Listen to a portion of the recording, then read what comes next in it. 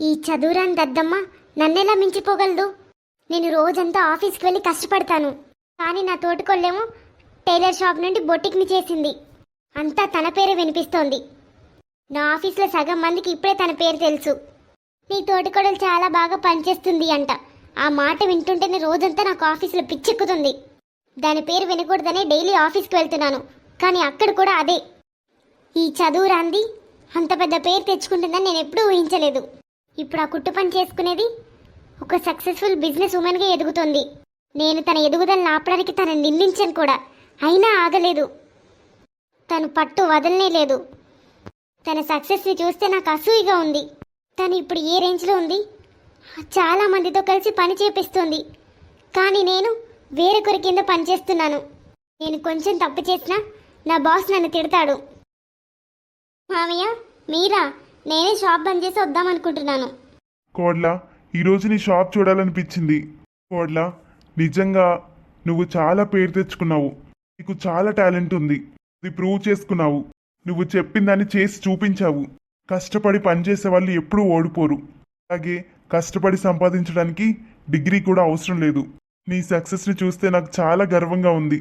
నీకు తెలుసా అమ్మా, నా పెద్ద కొడుకు కూడా బిజినెస్ అంటే చాలా ఇష్టం. కానీ వాడు ఆ జాబ్లో మునిగిపోయి ఏ బిజినెస్ చేయలేదు. తన కళను కూడా మర్చిపోయాడు. కానీ నువ్వు కన్న కళను నెరవేర్చుకున్నావు. మామయ్య, మీరు నాకు అండగా నిలిచారు కాబట్టే నేను సక్సెస్ అయ్యాను. లేకపోతే నేను ఇదంతా చేయలేకపోయేదాన్ని. ఇంట్లోనే కూర్చొని కొన్ని బట్టలు కుట్టుకుంటూ నెట్టుకొచ్చేదాన్ని.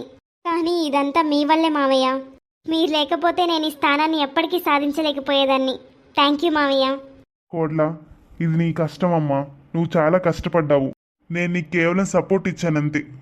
ఇక వెళ్దాం పదా. నీకు ఆకలిగా లేదా? చాలా ఆకలిగా ఉంది మావయ్య.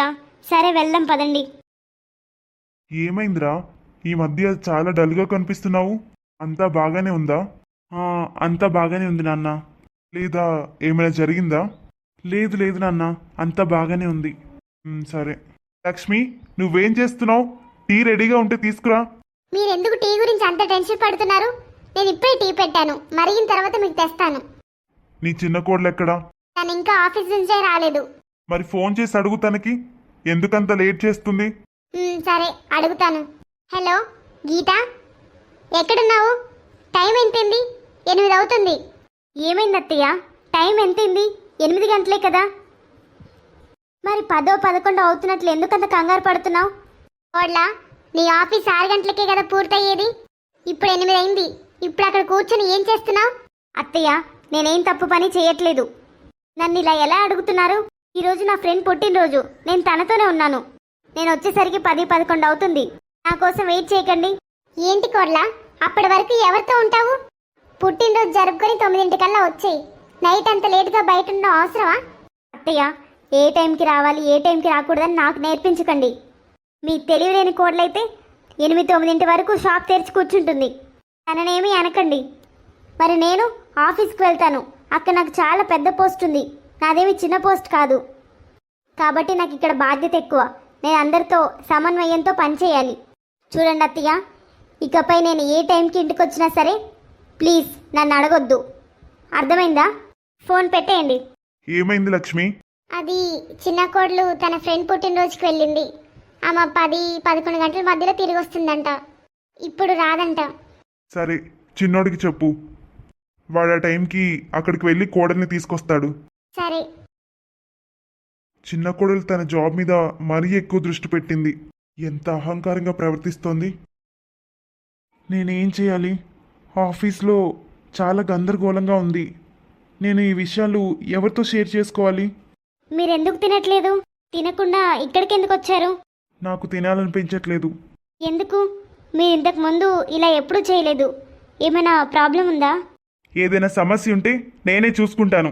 ఇంకోసారి నాతో అనవసరంగా మాట్లాడకు, అర్థమైందా? నాకు తినాలనిపించలేదు, అందుకే తినలేదు. నన్ను ప్రశాంతంగా పడుకోనివ్వు.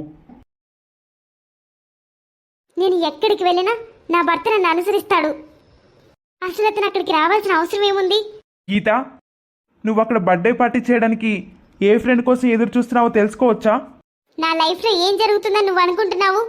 నేను ఎక్కడైనా ఉంటాను, నీకేంటి? నీ అభిప్రాయంతో నాకు అవసరం లేదు. నువ్వు నా భార్యవి, అర్థమైందా? నువ్వు నీ ఫ్రెండ్ బర్త్డే పార్టీ జరపడానికి అక్కడ ఉన్నావని అమ్మ చెప్పింది, కానీ నువ్వు హోటల్లో ఉన్నావు. నేను తెలుసుకోవచ్చా ఎవరి బర్త్డే జరుపుతున్నావో అక్కడ? నేను అక్కడ ఎవరి బర్త్డే జరుపుతున్నానో నాకు తెలుసు, నీకు చెప్పాల్సిన అవసరం లేదు.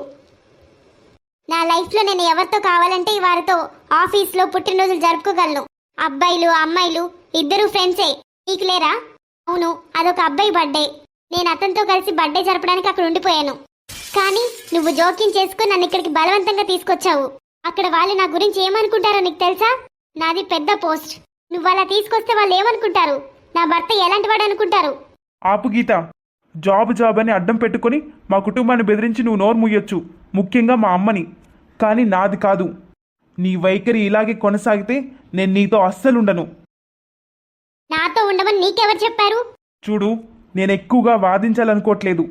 అమ్మ, నాన్న, అన్నయ్య, వదిన అందరూ ఇంట్లోనే ఉన్నారు. మన గొడవ అందరికీ తెలియడం నాకు ఇష్టం లేదు. అందుకే నోరు మూసుకొనుండు. ఒక్క మాట కూడా మాట్లాడే ధైర్యం చేయకు, లేదంటే నీ అసలు రంగు బయట పెడతాను.